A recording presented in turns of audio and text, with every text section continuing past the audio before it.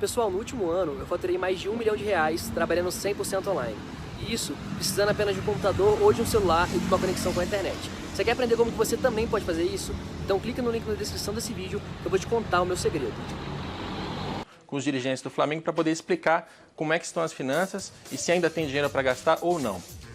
O que a gente está vendo na tela são as entradas de dinheiro no fluxo de caixa, ou seja, só dinheiro que efetivamente vai entrar no caixa do Flamengo, segundo a previsão feita pelo clube.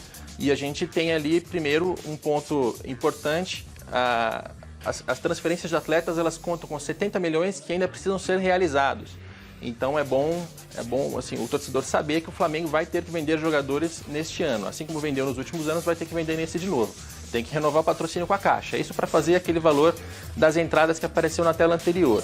Nesse das saídas, os custos são aqueles salários de jogadores, manutenção do clube, tudo aquilo que está sendo pago no dia a dia.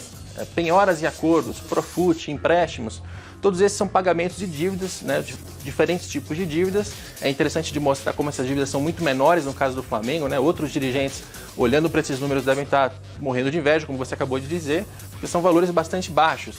E isso permitiu que o Flamengo tivesse um montante ali para investimentos bastante alto, 244 milhões. Então, por enquanto, está tudo dentro do esquema. Porque eu tenho ouvido muita gente falar, e quem fala demais dá bom dia a cavalo, que é outra... Opa! Olha! Outra expressão popular. É claro que a gente tem que ter a preocupação com relação... Quer dizer, a gente não, porque o dinheiro não é meu, né? Quem tem que ter preocupação é quem administra isso.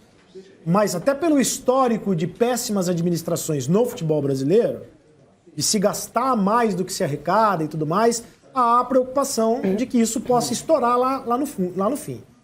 Mas se tem orçamento para você pagar salários acima do teto, ou para pagar salários milionários, ou para fazer contratações milionárias, qual é o problema? Está tudo dentro do orçamento. Se o Flamengo não vai se endividar por isso... E justiça seja feita. Há 6 anos, desde 2013, isso não acontece no Flamengo, esse risco. De você fazer um investimento e não tendo dinheiro para pagar. Há 6 anos, o Flamengo está num processo de saneamento. O Flamengo está vivendo essa situação bem diferente de um Flamengo dos anos 80, dos anos 90. Esse, sim, era um Flamengo que tentava colocar a mão onde não alcançava. O Flamengo, a partir de Eduardo Bandeira de Mello, em relação a isso... é um outro Flamengo. Você não enxerga esse risco no Flamengo nos próximos anos, Rodrigo? Não, por enquanto não, Serieto. É claro, se o Flamengo contratar mais 3, 4 jogadores por valores muito altos, aí ele vai ter que tomar empréstimo, ele vai ter que tirar dinheiro de algum outro lugar, né? O dinheiro não é infinito também, não é o caso.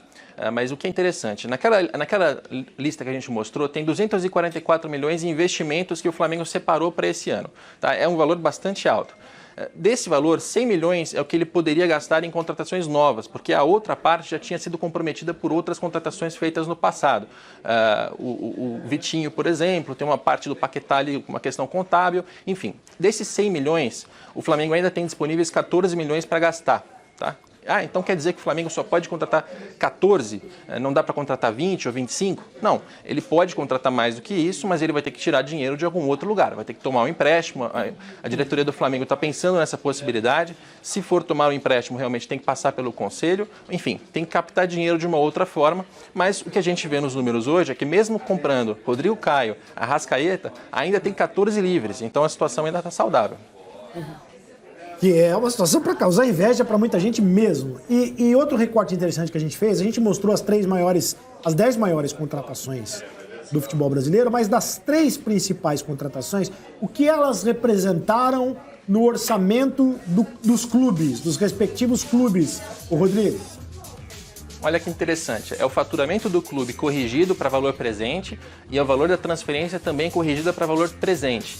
E a gente percebe que a contratação do Tevez e a contratação do Edmundo, tanto para as finanças do Corinthians quanto do Vasco, representavam percentuais muito altos, né? Então o risco que estava embutido ali era muito maior do que no caso do Flamengo, que compra o Arrascaeta por 64 e tem uma previsão de 7,65, então são apenas 8%. Ainda tem a questão de que o Flamengo não vai pagar isso à vista, o Flamengo vai pagar para o Cruzeiro parcelado. Então, o Flamengo hoje faz uma tacada que ela é muito alta, é a maior contratação, bombástica, né? Teve toda essa repercussão nessa última semana, mas se você comparar com outras contratações, ela não parece ter cara de maluquice, né? O Flamengo não está sendo irresponsável com ela. Olha, eu sempre ouvi o seguinte, né? Chegou até a ser lugar comum. O dia em que o Flamengo se organizar não tem para ninguém.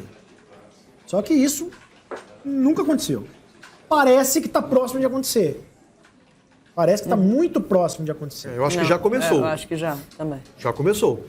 E quando o Rodrigo fala que no orçamento do Flamengo, na projeção da venda de jogador, né, nessa temporada, ou então em 2020, no máximo em 2020, são 3 jogadores que o Flamengo pode fazer dinheiro, né, a curto prazo, a curto e médio prazo.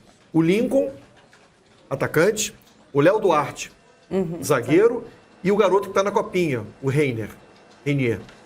São esses 3 jogadores que o Flamengo pode negociar nessa temporada para poder justamente fazer a conta fechar, que já está dentro do orçamento. E não é só o Flamengo que faz isso, não. Vários clubes do futebol brasileiro, o Rodrigo pode confirmar, fazem já um planejamento financeiro contando com a venda de um ativo, de um jogador ao longo do ano. E o interessante também é que o Flamengo pode pagar os salários, né? Porque eu acho que mais do que o impacto da contratação, também tem uma folha salarial aí que está aumentando cada vez mais. Porque para você convencer um Arrascaeta a vir, botou um salário altíssimo.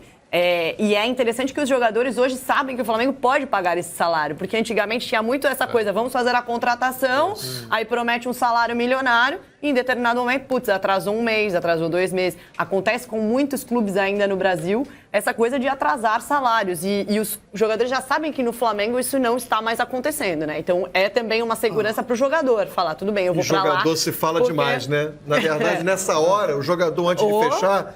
Né? Antigamente ligava, né, Renata? Agora manda mensagem. E aí, olha só, como é que o negócio saiu? Não, pode vir que o mês tem 30 dias. O mês do Flamengo hoje tem 30 dias.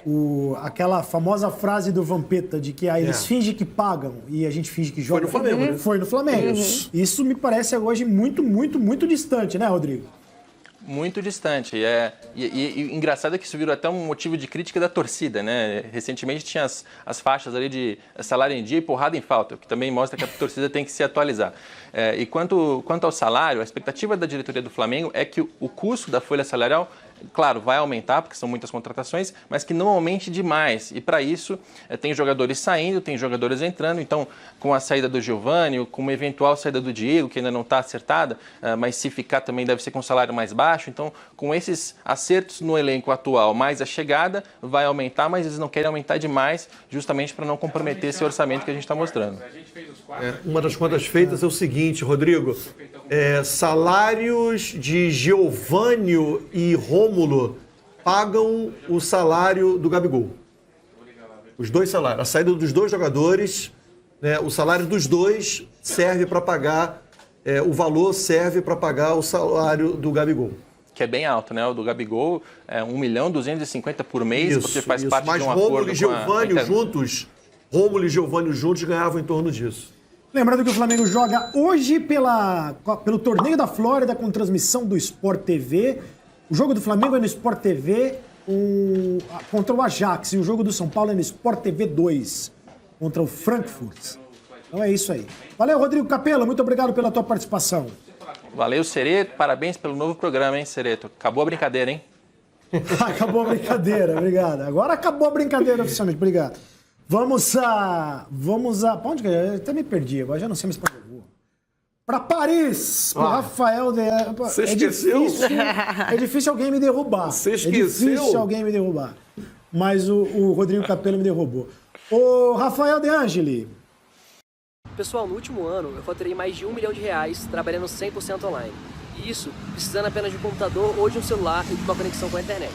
Você quer aprender como que você também pode fazer isso? Então clica no link na descrição desse vídeo que eu vou te contar o meu segredo.